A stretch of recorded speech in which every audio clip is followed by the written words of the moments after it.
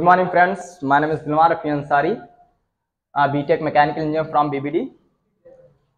Today we will discuss second lecture on integer and polynomial. इससे पहले हमने lecture में सीख लिया था इंटीजर और पॉलिनोमियल में क्या डिफरेंस क्रिएट हो रहा था, उसको मैंने बताया था। अब यहाँ पर उसके फोर्थ पॉइंट, यहाँ पर 8 पॉइंट है। फोर्थ पॉइंट इंटीजर में एंड फोर्थ पॉइंट पॉलिनोमियल में।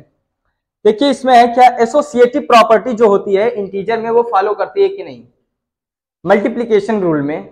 जैसे मैंने इससे पहले पढ़ा था एसोसिएटिव प्रॉपर्टी किसमें थी, एडिशन में, कि a plus b plus c bracket में लगाकर is equal to a plus b को अगर ब्रैकेट में रखे फिर c को जोड़ा जाए तो ये प्रॉपर्टी को फॉलो करता है। अगर मैंने कहा यहाँ पर 2 है प्लस यहाँ पर 6 प्लस 7, तो इसको इस तरह से भी लिख सकते हैं, 2 प्लस 6 प्लस 7 अलग कर सकते हैं। तो ये एसोसिएटिव प्रॉपर्टी को फॉलो करता है। यहां पर हम देखते हैं कि आपका मल्टीप्लिकेशन जो रूल है, मल्टीप्लिकेशन में एसोसिएटिव प्रॉपर्टी फॉलो करती है कि नहीं इंटीजर में। तो हम लिखेगा 2 इंटू 3 इंटू 4। अगर पहले 3 इंटू 4 को मल्टीप्लाई कर दिया जाए फिर 2 को मल्टीप्लाई किया जाए तो आंसर उतना ही आएगा जैसे a इंटू बी को पहले मल्टीप्लाई कर दिया, 2 इंटू 3, 3 टू जा 6 एंड 6 4 जा 24, और यहां पर आप कर दो 3 4 जा 12, 12 टू जा 24।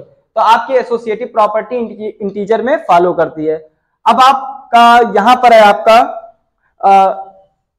पॉलिनोमियल में क्या होता है कि आपकी प्रॉपर्टी फॉलो करती है कि नहीं एसोसिएटिव प्रॉपर्टी।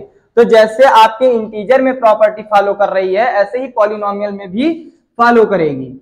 यहां पर मैंने लिख रखा है product of two polynomial is always polynomial, जैसे px and qx belongs to gx या इक्वल टू gx। आप कर सकते हैं कि अगर दो पॉलिनोमियल का मल्टीप्लाई किया जाएगा तो तीसरा पॉलिनोमियल आ ही जाएगा।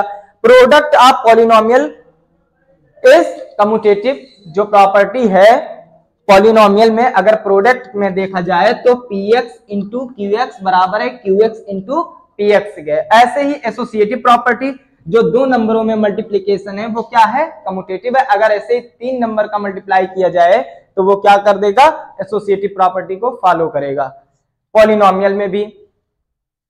अब यहां पर आप देखिए फॉर इंटीजर a, कोई भी इंटीजर a के लिए देयर एग्जिस्ट एन इंटीजर, क्या वो इंटीजर है। अगर मैंने मान लिया है कि a कोई इंटीजर है तो हमको वेरीफाई करना पड़ेगा कि a एक इंटीजर है, क्योंकि हमने माना है तो उसको वेरीफाई भी करना पड़ेगा। तो इस तरह से हम क्या करेंगे, एक माइनस a, एक इंटीजर क्या होता है माइनस में भी हो सकता है प्लस में भी हो सकता है। तो हम a को पहले इंटीजर मान चुके हैं तो इस तरह से उसका अपोजिट में माइनस a लेंगे और दोनों का सम करेंगे, क्योंकि कम्यूटेटिव प्रॉपर्टी फॉलो करता है कौन, इंटीजर। तो मैंने a माइनस a लिया है इज इक्वल टू 0, आंसर क्या आएगा 0। तो 0 क्या है, एक इंटीजर है। इसका मतलब जो आपने a मान रखा था वो क्या है, एक इंटीजर है, क्योंकि आपने 0 को पहले ही एडिटिव आइडेंटिटी से आपने प्रूफ कर रखा है कि जो 0 है वो क्या है, इंटीजर है। Here minus a is called additive inverse of a।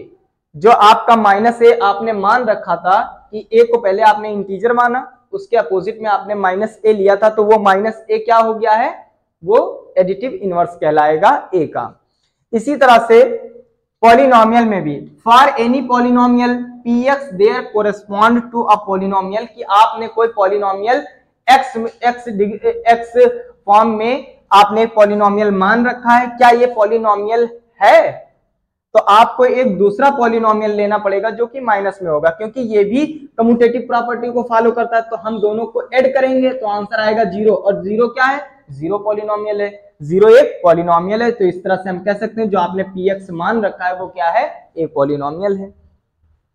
यहां पर है 6th point, the product of two integer. दो इंटीजर का प्रोडक्ट क्या होगा, ऑलवेज इंटीजर होगा। जैसे a कामा b ये बिलोंग्स टू इंटीजर कह रहा है, a और b अगर दोनों इंटीजर हैं, अगर मल्टीप्लाई किया जाएगा उनका तो वो क्या देगा, आंसर इंटीजर में ही देगा। ऐसे ही पॉलिनोमियल में भी अगर दो पॉलिनोमियल का मल्टीप्लाई किया जाए तो आंसर भी पॉलिनोमियल में ही आएगा। मैंने इससे पहले बताया कि प्रोडक्ट जो होता है पॉलिनोमियल का वो कम्यूटेटिव होता है। कम्यूटेटिव का मतलब ए को अगर बी से मल्टीप्लाई किया जाए तो बराबर होगा बी का मल्टीप्लीकेशन ए के साथ, जैसे px इंटू क्यू एक्स बराबर है qx इंटू px के। इसी तरह आपका कम्यूटेटिव है, ऐसे ही एसोसिएटिव में तीन नंबर्स आ जाते हैं, तीन इंटीजर, आपका ए बी एंड सी तीन इंटीजर है, इनका मल्टीप्लीकेशन ए बी ब्रैकेट के बाद सी को अगर मल्टीप्लाई किया जाए तो आंसर उतना ही आएगा, तो ये भी एसोसिएटिव प्रॉपर्टी को फॉलो करता है। ऐसे ही पॉलिनोमियल भी फॉलो करता है, किसमें, मल्टीप्लीकेशन में एसोसिएटिव प्रॉपर्टी को, और कम्यूटेटिव प्रॉपर्टी दोनों को फॉलो करता है। आपका आता है इंटीजर। इंटीजर क्या है, आपने पढ़ रखा है, आई से डिनोट होता है। यहां पर हम लिख सकते हैं 1 2 3, 0 भी होता है, -1 भी होता है, -2 भी होता है, -3 भी होता है आपका। तो यहां पर हमने क्या कर दिया है, इंटीजर को आई से डिनोट किया है, वो क्या है 1 2 3 0 -1 -2 -3 कुछ भी हो सकता है। और अगर इसे नंबर लाइन पे हम शो करते हैं तो किस तरह शो करते हैं, बीच में सेंटर पे हम क्या कर देते हैं 0, लेफ्ट साइड पे -1 -2 एंड -3, एंड राइट साइड में 1 2 एंड 3। जो आप राइट साइड पे जाते हैं तो पॉजिटिव वैल्यू मिलती है, पॉजिटिव वैल्यू मिलती है, एंड लेफ्ट साइड पे जब आप जाते हैं तो निगेटिव वैल्यू मिलती है,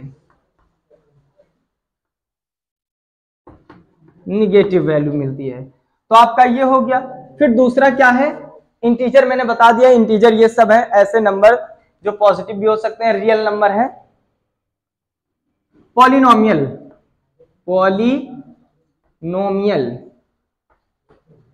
पॉलिनोमियल में क्या है, जैसे मैंने मान लिया है x की पावर 5 प्लस 7x की पावर 4 प्लस 3x की पावर 5 3 प्लस 2x की power 2 plus x plus 1।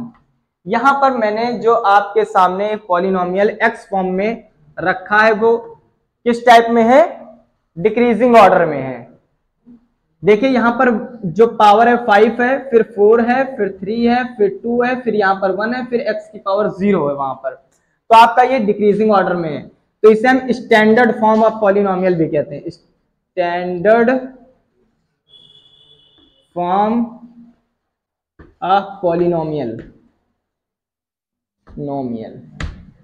Standard form of polynomial कहते हैं। अगर इसकी डिग्री पूछा जाए, डिग्री ऑफ पॉलिनोमियल px, तो आप लिखेंगे highest power of x, x की हाईएस्ट पावर क्या है 5, तो ये आपका जो पॉलिनोमियल है वो कितने डिग्री का हो गया, 5 डिग्री हो गया। अगर आपसे कोफिशिएंट पूछा जाए,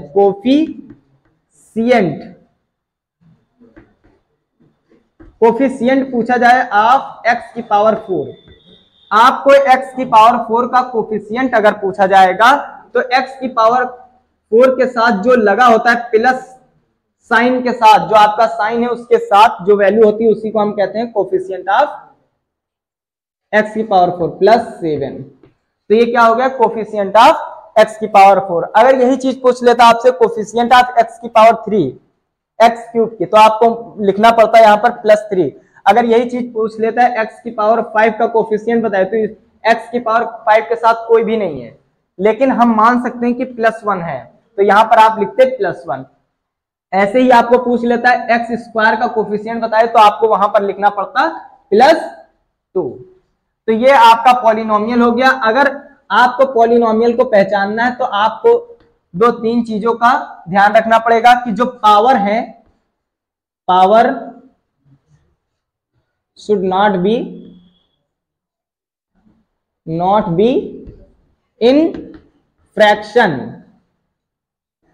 जो आपकी पावर है वो फ्रैक्शन में नहीं होना चाहिए। जो आपकी पावर जो 5 है, यहां पर आपकी पावर क्या है 5 है, 5 को नहीं होना चाहिए क्या 3/2 या 10/5, इस टाइप में नहीं होना चाहिए। आपकी जो पावर है पॉलिनोमियल में, जो x के ऊपर जो पावर्स लगी हैं वो फ्रैक्शन में ना हो, ना ही निगेटिव में हो, ये माइनस के साथ नहीं हो सकता है। अगर माइनस के साथ होगा तो ये पॉलिनोमियल नहीं कहलाएगा, अगर फ्रैक्शन में होगा तब भी नहीं।